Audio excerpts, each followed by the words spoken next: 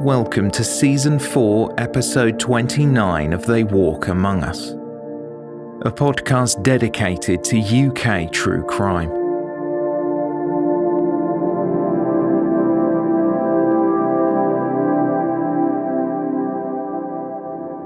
Please listen to Season 4, Episode 27 and Episode 28 for Part 1 and 2 of this 4-part case.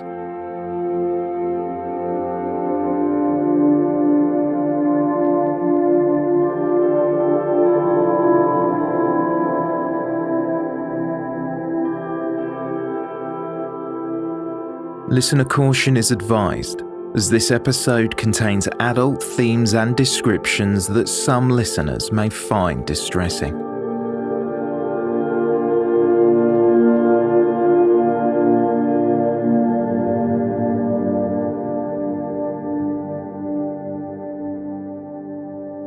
After Nicola Fellowes' murder in 1986, her parents Susan and Barry moved to London with Jonathan, their remaining child. Due to the unimaginable strain put on the couple, their marriage did not last, and they divorced. They blamed each other.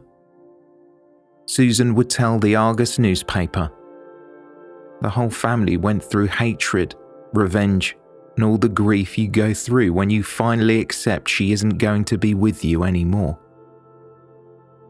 It is like multiplying your worst case scenario by 1,000. People tell you it will get easier, but it doesn't. We just try to cope in any way we can."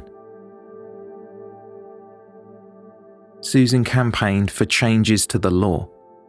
She lobbied Home Secretary at the time David Blunkett to ensure that any person who has been convicted of a sex crime against children carry out their sentence in full if they have not completed therapy and are still deemed a risk to the public. Susan handed a 40,000-name petition to Downing Street. Along with her brother-in-law Nigel Heffron, Susan told the Home Secretary that she wanted justice for her daughter Nicola and sought an internal report produced on the Wild Park murders. Nigel Heffron was so appalled by the crimes that he suggested bringing back the death penalty. "What deterrent is there to stop people snatching children off the street?" he said. "Nothing has changed since the Moors murders, since Nicola's death, or that of Sarah Payne. Life imprisonment does not mean life, and we want to see a proper public debate and referendum on the return of the death penalty for child murderers. These people must know the consequences of their actions. I would vote for the death penalty, but what we are asking for is a proper debate and referendum." Susan Fellowes, or Susan Eisman as she would later become, found a new partner, though she still kept the memory of Nicola with her. "I've got a big photograph of Nikki in a frame on the living room wall, and I talk to her all the time," she said. In an interview with The Guardian during 2002, Susan wondered what her daughter would be doing now if she was still alive. She said, "Would she be married? Would she have children? I wouldn't want anyone to go through what we've been through. You have to live with the memory of that night, when you walked the streets thinking what you were going to do when you got hold of her for coming in so late."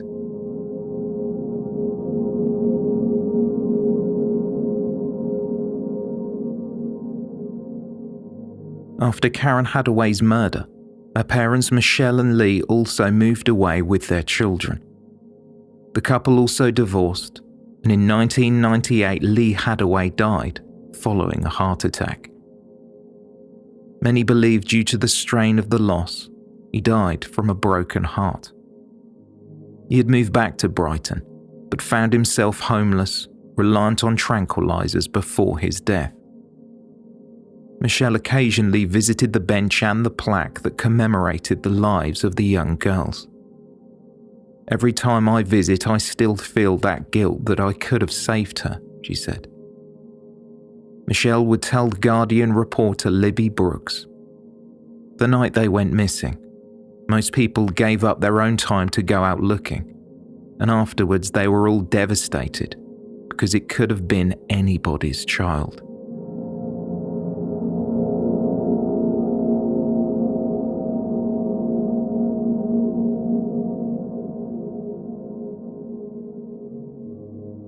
Russell Bishop had been in prison 12 years when in August 2002, he was taken for emergency surgery.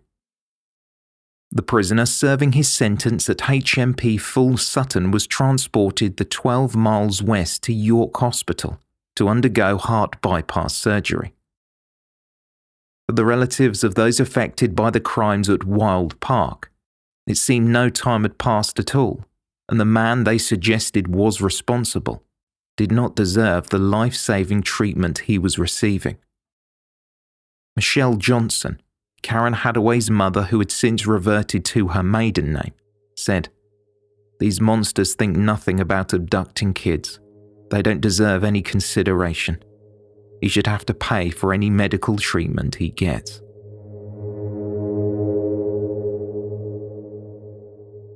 In November 2002, there appeared to be some movement on the case. Following a speech by the Queen, it was announced there were plans to remove the double-jeopardy laws across England and Wales, in which a person could not be tried twice for the same offence.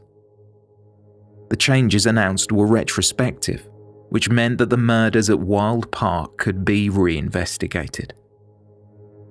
A police spokesperson said, "We regularly look at unsolved cases to see if there are any changes in witness statements or scientific evidence. We will be looking to see if advances in forensic testing could take the case forward." There was now a ray of hope that the culprit of the Babes in the Wood killings would finally be unmasked and the family would see justice.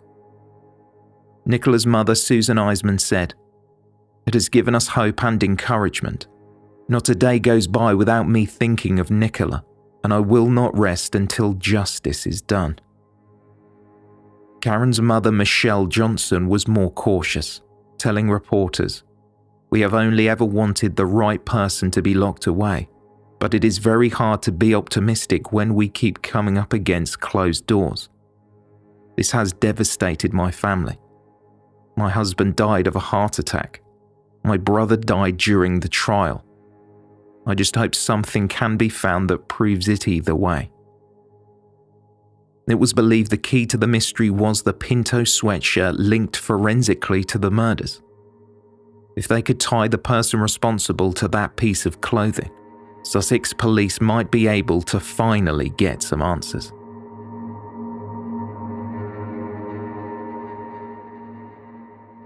As Sussex police continued with their reinvestigation, Russell Bishop was convalescing in hospital after undergoing surgery, and it looked likely that he would be due for parole at some point in early 2004.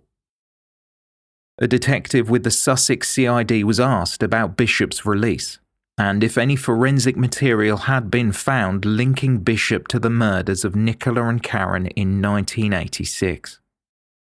As the law stands, Mr. Bishop could not be tried again, even if we came up with new evidence, the detective said.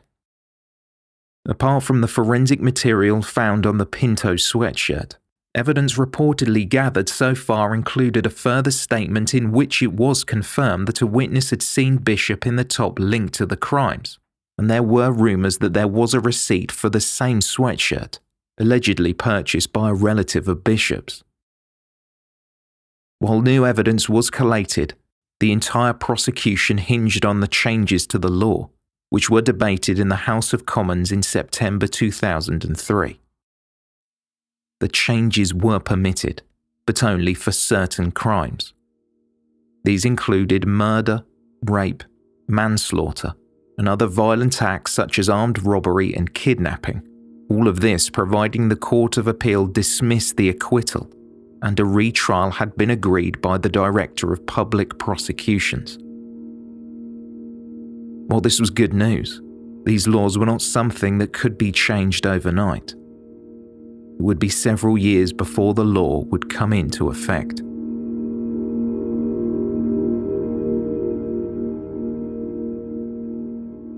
In the meantime, The families were doing anything they could to link Bishop to the murders in Wild Park.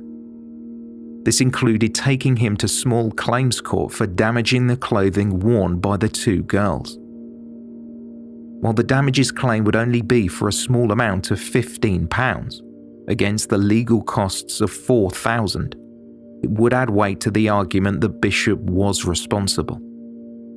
The families were later convinced to hold off any legal action until a decision had been taken by the police to charge him again for the killings. With the good news of the changes in the law and the cold case review, named Operation Salop, there looked to be a sea change in the investigation. In an effort to gather as much evidence as possible, the families began going through old paperwork, and Michelle, Karen's mother, found a receipt from a production company working for the BBC.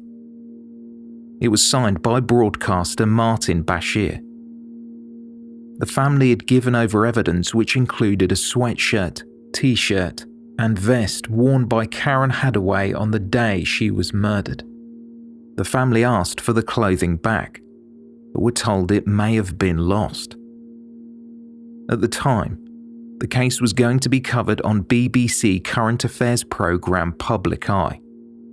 But the family never heard any more from the production company, and the programme never aired. A spokesman for the BBC said, "We have only recently learned these items may have been in the possession of Public Eye in 1991. We have made extensive inquiries to try and track them down, but without success. We will continue to look into this." Bashir's agent told the Daily Mirror newspaper his client was very concerned. Quote, "The clothes were taken to this production meeting. Martin is doing everything he can to find them." Michelle Johnson, Karen's mother, said, "The loss of Karen's clothing is devastating. I can't tell you how upset I am. This man exposes Michael Jackson, but evidence that could have put someone away for murdering two little children has been carelessly lost."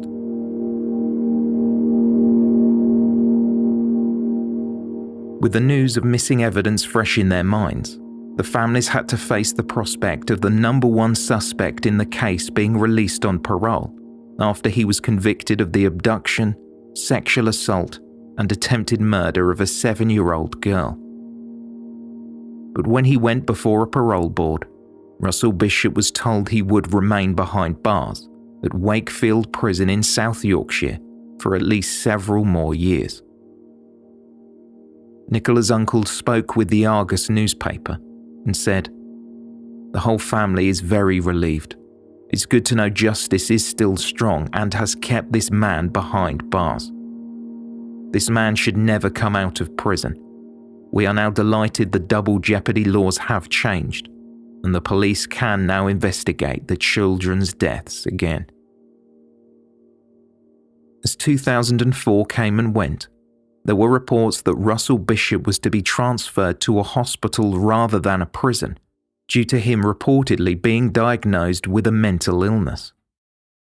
These rumours reached the families of Nicola and Karen, who were furious as one of Nicola's uncles claimed if Bishop had a mental illness, he could not be questioned about the murders at Wild Park. Upon being interviewed, Nicola's uncle said, "Somebody has orchestrated this. What better way of stopping an investigation than by saying, 'Sorry, he can't answer questions because he is mentally unstable. Under the Police and Criminal Justice Evidence Act, someone cannot be interviewed if they have a mental impairment. This is a tactic to help Bishop get out of a second trial.'" This spurred Bishop's father, Roy Bishop, who rarely spoke to the media, to categorically deny this was the case. He said, "We spoke to him just the other day, and there is nothing wrong with him in that way at all. I would swear on my life." Roy Bishop added, "I don't know where ideas Russell is mentally ill have come from, but they are just a load of old cobblers." What had seemed like a light at the end of the tunnel, or at least a glimmer of hope, looked instead to be fading fast. head of the Sussex CID, was interviewed about the reinvestigation. Though he gave little away concerning the evidence gathered, he told local reporters that at the time, it was looking like a conviction would not be possible. Quote, "I'm not confident of a breakthrough in the immediate future, but the inquiry remains open and forensic testing is continuing. I have to say there is no real prospect of Bishop being retried at the moment. That said, if new evidence comes along, then that will change the situation. I am deliberately being frank because I do not want to give the victims' families false hope." It was confirmed to the families involved that at the time, a prosecution was not possible. It seemed all they could do was wait, and that was something they would have to do for many, many years.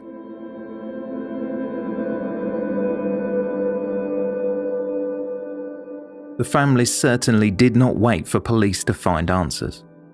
Nigel Heffron, Nicola's uncle, arranged for a website to be created, babesinthewood.info. The site, which has since been decommissioned, included newspaper articles and televised news reports, along with information about the local area and travel times on the day of the murders. It was hoped by publishing those details it might get the public to question if they were travelling in the area around the time of the murders. There were also stills and episode information on television shows broadcast on that date, and music played and released around the time. Anything to aid the memory of someone who might have seen something. Nigel Heffron was interviewed by the BBC and said, "They had a lot of school friends at the time who would have information that was never passed to the police for one reason or another. This website is designed for these children, who would be adults now, to come forward to talk to us. If they have information, they can pass it down the line to us, and we can pass it on to the police." Head of Sussex CID Graham Cox was asked for comment about the website and stated, "While the Babes in the Wood inquiry remains open, this website could prove to be a useful tool in jogging people's memories as to what happened on that day."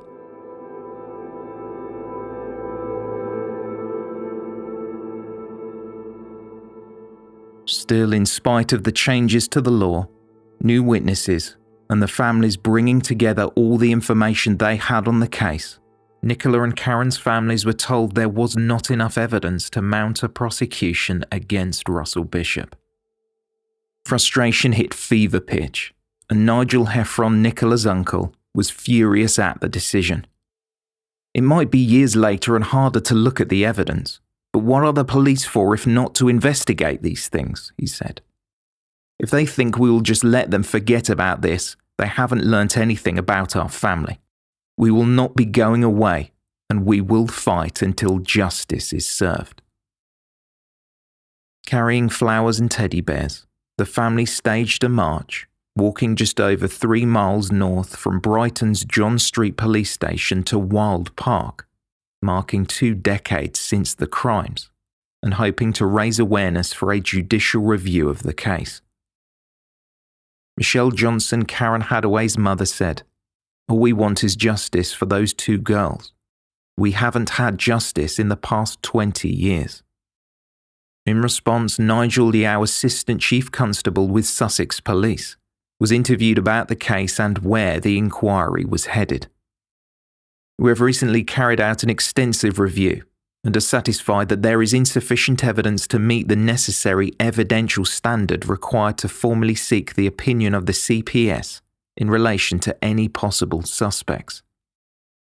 As with any unsolved case, we remain anxious for any further evidence and will regularly review what we have." When questioned if Bishop was responsible, or perhaps someone else might have been involved in the killings, Yao refused to answer. This raised some questions about who was ultimately responsible.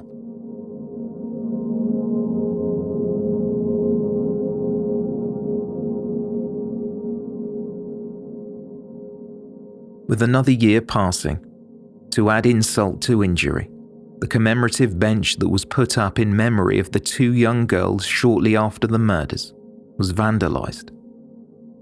A 1-metre strip of the timber had been cut from the seat, a piece of stone underneath it had been removed, and someone had made attempts to pry off the plaque. After being interviewed, a member of the family said, "What is it worth? £4 if that. In terms of the hurt for the family, it is priceless. It is so disgusting. The whole family is devastated."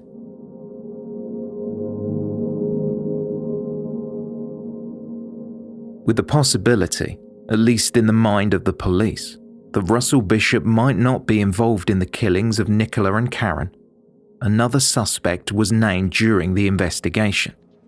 Peter Tobin, a convicted sex offender and now a convicted murderer.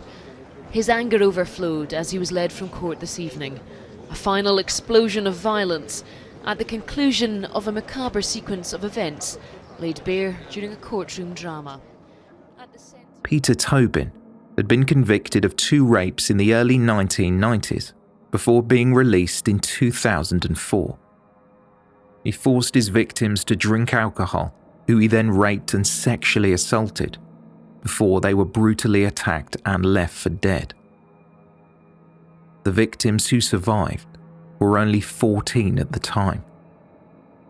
During the start of autumn 2006, Tobin then went on to murder Angelica Kluk. The 23-year-old was also brutally attacked, raped, and her body hidden under the floorboards of a church. It has been reported she was still alive when she was buried. Following Tobin's conviction, the body of Vicky Hamilton was found buried in the garden of a property where Tobin had lived during 1991. She was 15 when she disappeared in February that same year. Detectives began investigating the possibility that Tobin might have been involved in the murders of Nicola Fellows and Karen Hadaway, as he had lived on Dyke Road in Brighton for several years until he moved away in the late 80s. During the investigation, a second body was discovered in Tobin's former home in Margate. 18-year-old Dinah McNichol had disappeared in August 1991. The Association of Chief Police Officers has launched what's called a scoping exercise, looking at Tobin's movements in relation to any deaths and disappearances still on police files. Police examined the possibilities that Tobin was involved in the Wild Park murders, though he was eventually ruled out due to lack of evidence. For his crimes, Peter Tobin is currently in prison, sentenced to a whole life order.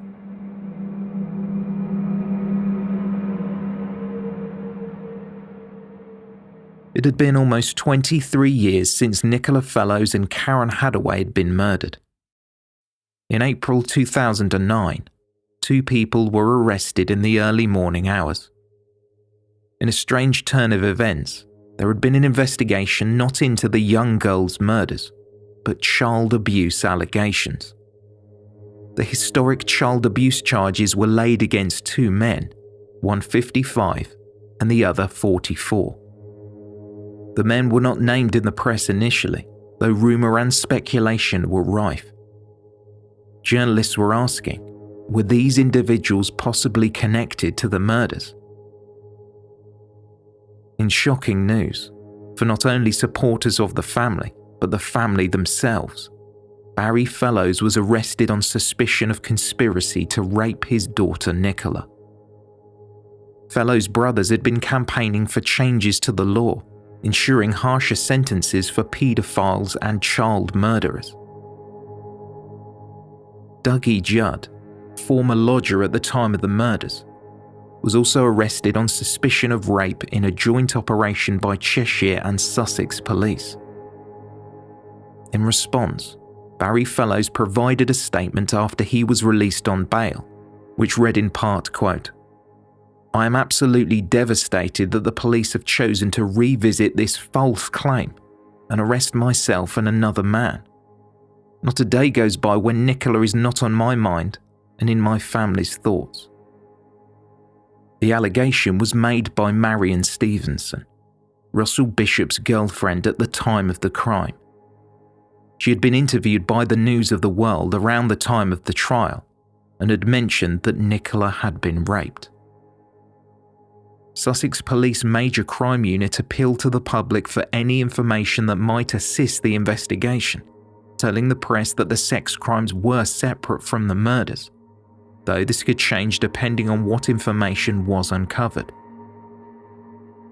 The two men were bailed until the middle of June, while police continued with their inquiries.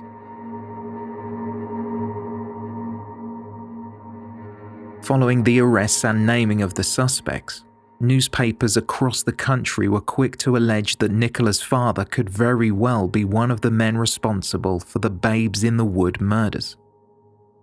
After all, it was always postulated that the girls were killed by someone they knew. It appeared they trusted the person that killed them, as there were no signs that they were dragged to the spot where they were found. And it was always queried how a single suspect could restrain and subdue two girls at once. News articles flooded the tabloids with details on how this was not the first time that Barry Fellows had been interviewed by police. He was reportedly one of the possible suspects detectives considered after the murders.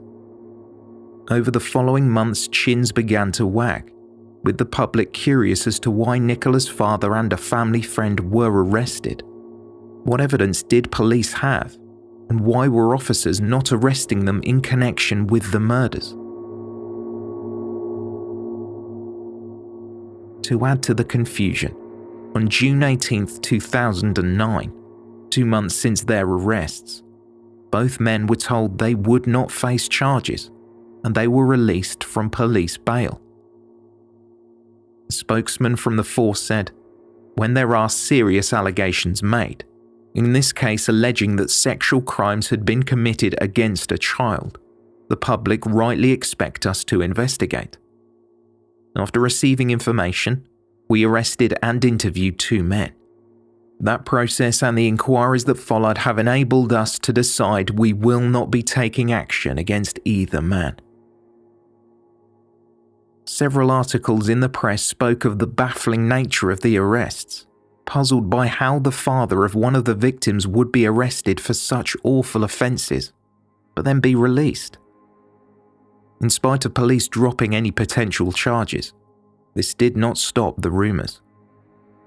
While the police made attempts to justify the arrests, in an interview with the BBC, Barry Fellows spoke of how he felt degraded when he was taken into custody.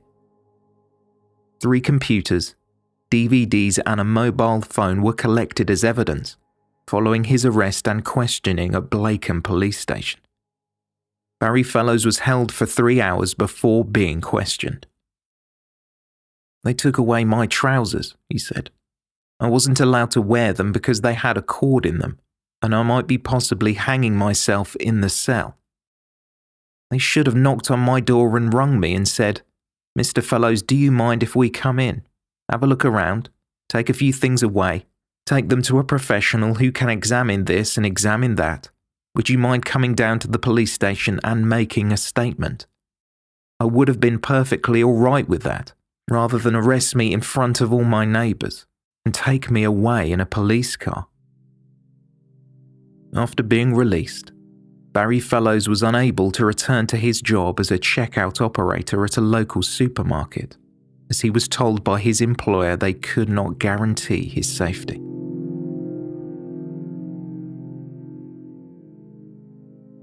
With unfounded rumours hanging over his head, life wasn't made any easier for Barry Fellows.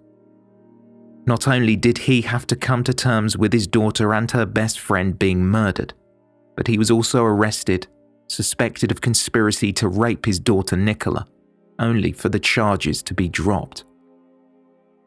The intervening years between the next milestone since the girls' deaths, the 25-year anniversary, must have been a fresh torture. On October 10, 2011, the surviving parents of Nicola and Karen returned to Wild Park to hold a vigil for their children, whose murders still remained unsolved for a quarter of a century. flowers and photos were laid at the foot of a tree before 2 white doves were released in front of family and friends who had gathered to pay their respects. Barry Fellows said, "Their souls are trapped in this park, and they won't be able to rest until the person who killed them is dead or in prison. Until then, none of us can rest." Nicola's mother and Barry's former partner Susan went on to say, "People tell you life goes on and that I need to put it behind me, but how can I? How can you forget that your child was murdered? To have any sort of peace of mind, we need to know who did this." At the time, police were only able to offer their condolences, telling the press that the investigation remained unsolved.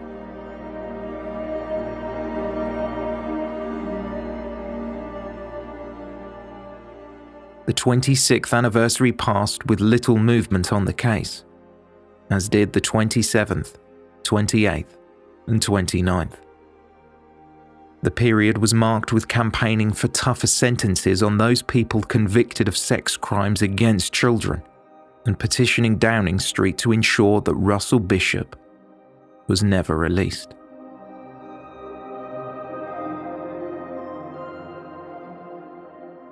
The families also faced yet more upset as the Memorial Park bench was vandalised for a second time.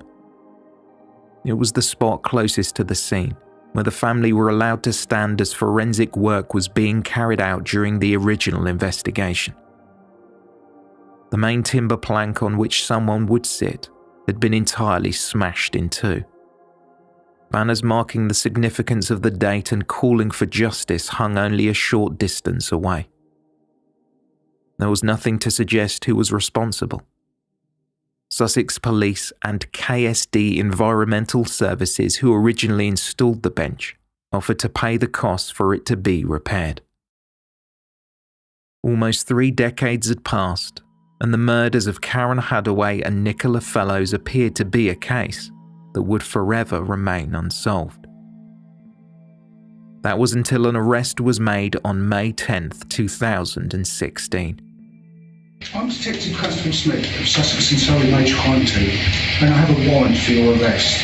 The warrant has been obtained under the provisions of Section 87 of the Criminal Justice Act 2003 and is signed by a district judge. I'm arresting you on the suspicion of the murders of Nicola Fellows and Karen Hadaway on or around Thursday, 9th of October 1986.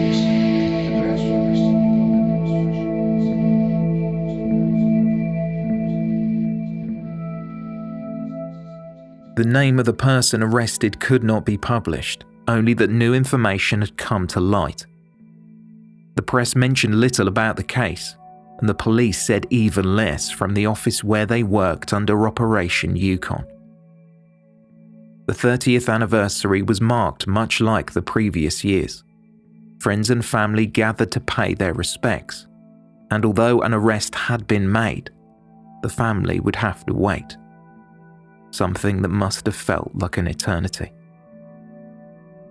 Another year would pass, this time marking the 31st anniversary, and it wouldn't be until the start of February 2018 that a 51-year-old man appeared via video link at the Old Bailey. Court proceedings were scheduled to take place in October and expected to last 8 weeks. Mr. Justice Edis addressed the defendant, who sat defiant with his arms crossed, wearing a black and white striped t-shirt, confirming only his name and pleas to the charges. When asked by the court clerk how he intended to plead, Russell Bishop said not guilty. The court heard Russell Bishop was arrested and tried for the girls' murders in 1987 and acquitted. But forensic evidence has been re-evaluated using modern-day techniques and will be used in this trial.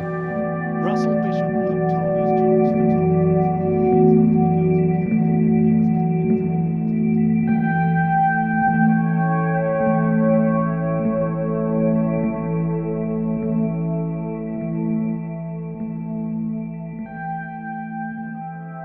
This is the end of episode 29.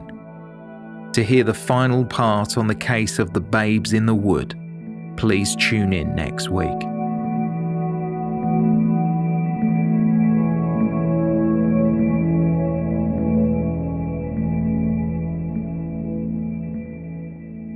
Thank you for listening, and special thanks to our Patreon supporters. Information on this episode can be found in the show notes or on our website, theywalkamonguspodcast.com.